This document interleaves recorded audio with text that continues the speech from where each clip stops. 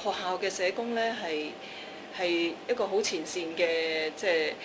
工作人員啦嚇，佢最容易接觸到咧青少年人咧係面對呢個性傾向嘅煩惱嘅。咁但係往往咧有陣時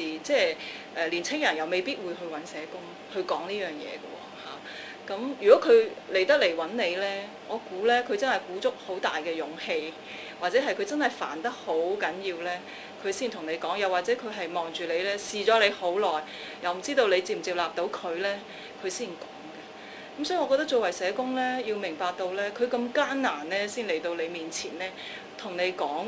呢番説話，即係等於佢 come out to 你啦。咁我覺得首先第一樣嘢咧，就係真係咧要細心咧去聆聽佢講佢個煩惱喺邊，佢嘅擔心喺邊一度。唔好咁快咧採取一啲嘅一啲嘅自己嘅一啲嘅睇法啦嚇。例如有一啲嘅社工一聽到個年青人話自己係同性戀咧，咁佢就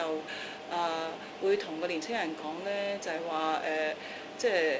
同性戀好容易會有愛滋病嘅喎，同性戀可能會好濫交嘅喎咁。咁喺咁嘅情況底下，我估咧。個年青人咧就未必會有咁樣嘅信任咧，可以同你繼續咧傾落去嚇。又或者另外一個好重要嘅 issue 咧，就係嗰個年青人都好擔心咧，唔知學校會唔會知，亦都唔知學校有咩反應嘅嚇。咁所以保守秘密嗰個嘅規條咧，亦都要非常之重要啦，要去遵守啦。因為我哋都試過咧，見到學校社工咧，將年青人嘅秘密咧講咗俾學校聽之後咧，學校咧就 call 晒家長嚟學校就搞到好大件事情嘅。咁所以喺未了解嗰個同學嗰個嘅情況。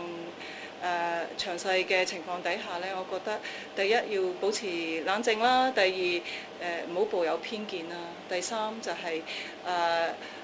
喺個部署上邊咧，喺個個案嘅部署上面咧，要非常之小心，同埋要有策略。